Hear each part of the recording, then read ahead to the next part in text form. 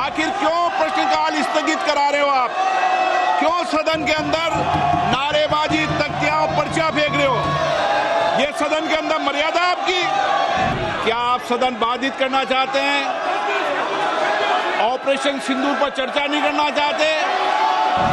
Mister Gogoi और आप सब राजनीतिक दल के लोग आए थे, आपने कहा ऑपरेशन सिंदूर पर चर्चा होनी चाहिए, फिर आप सदन बाधित कर रहे हैं। आखिर सदन आप क्यों नहीं चलने दे रहे? प्रश्नकाल माननीय सदस्यों का सबसे महत्वपूर्ण समय होता है।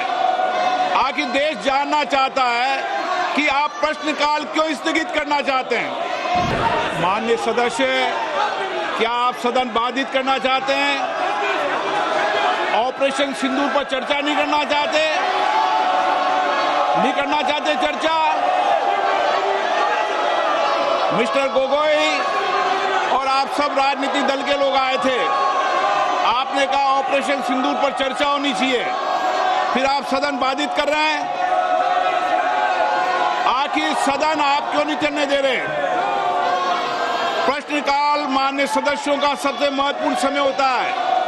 आखिर देश जानना चाहता है कि आप प्रश्नकाल क्यों स्थगित करना चाहते हैं। क्यों आप प्रश्नकाल के अंदर नियोजित बाधा करना चाहते हैं? माननीय प्रतिपक्ष के नेता, आपके दल के नेताओं को समझाओ, इनको सदन में पर्चे फेंकने के लिए, तख्तियां लाने के लिए नहीं भेजा है। आप प्रश्नकाल नहीं चलाना चाहते?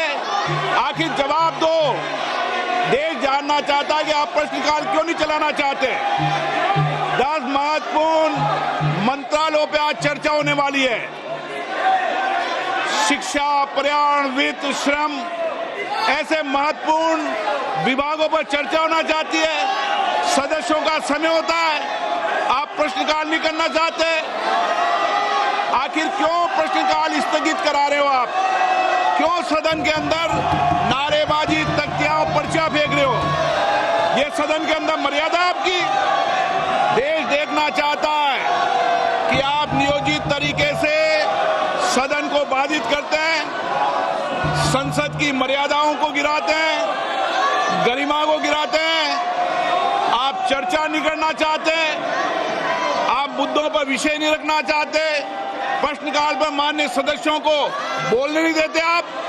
ये तरीका आपका उचित नहीं है। मैं फिर आपको आग्रह कर रहा हूं, सदन की मर्यादाओं को बना के रखो। सदन सबका है, देश की 140 करोड़ जनता की अभिव्यक्ति का सर्वोच्च संस्था है।